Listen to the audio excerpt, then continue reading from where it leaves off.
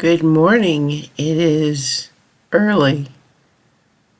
It's 4:10 a.m. on Saturday, February 2nd, 2019. Groundhog Day!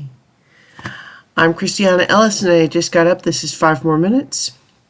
I'm up so early because I have to get all packed and checked out of my hotel and then get a ride to the bus station. That's arranged. I don't have to just figure it out. And then I'm taking a bus to thingy. What's the thingy? Airport. I got there. It's very early.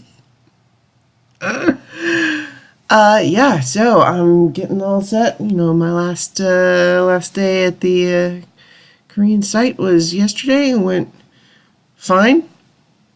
I'm actually still on the project. I'm just going to be working on it from home again for a while.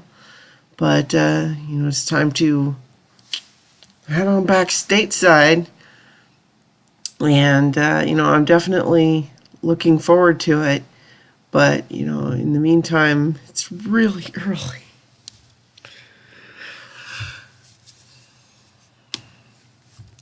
Last night, I went to see How to Train Your Dragon 3, for real this time.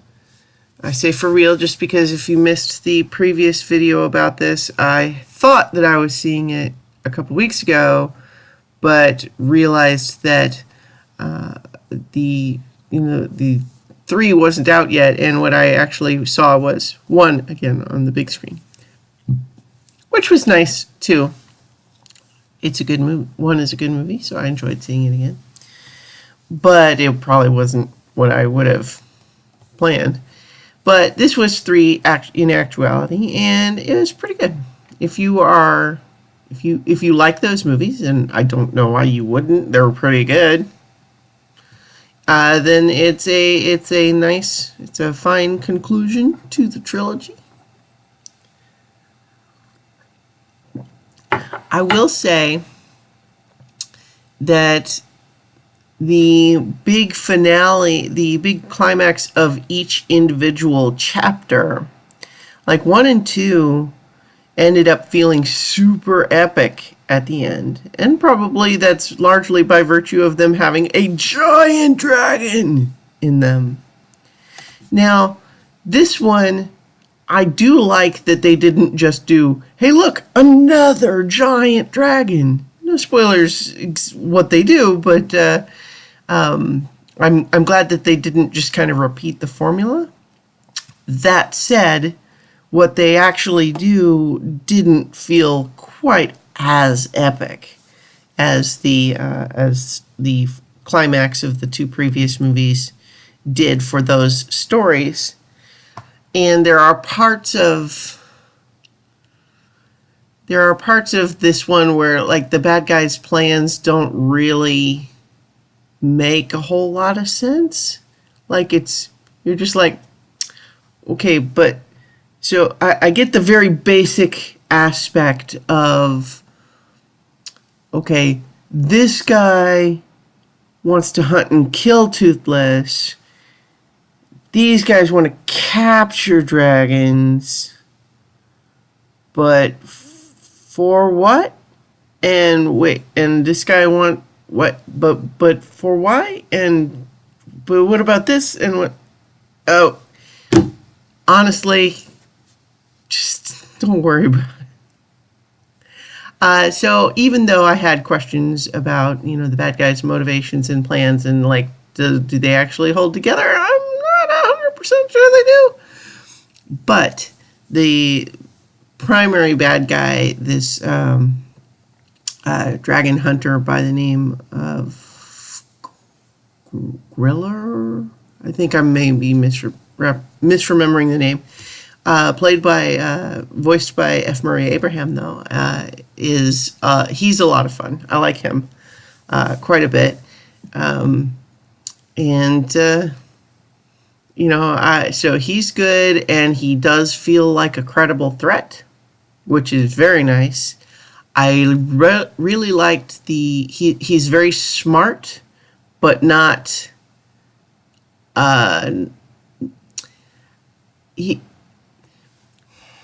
let me think how to put this. I think there are times in stories like this where they want to make the bad guy be smart, and the way that they do that, communicate that in the story, is just by having, no matter what the good guys think of, the bad guy has a plan for that. And, you know, he's always prepared and he's always right and that sort of thing. And I really respect in this one that he is very smart and he does have lots of plans. And there are parts of those plans where I'm like, wait, but why? But for the most part, I really like that it's a kind of a game of cat and mouse where he's trying stuff and not all of it works, but he is in it for the chase. And so he's not really terribly discouraged by the things that maybe don't go well. But like, you know, it's plans within plans, and it's him and Hiccup trying to outmaneuver each other, and it's well done. I really like that piece of it.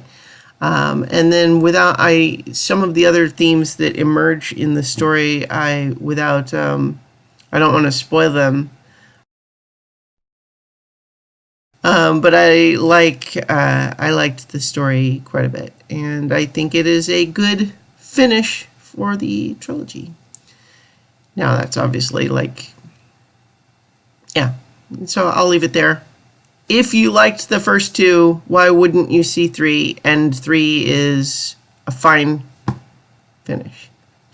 So I'm going to leave it there because I have to finish getting ready, and I will talk to you all tomorrow for 5 more minutes.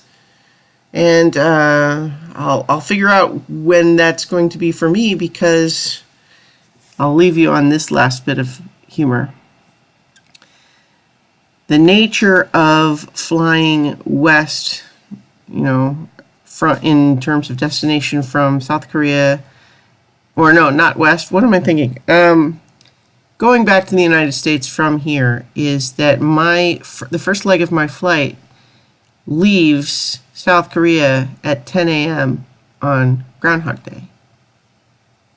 And then it lands in JFK Airport at 10 a.m. on Groundhog Day. And of all the days to do more than once. Anyway, I'll talk to you tomorrow for 5 more minutes.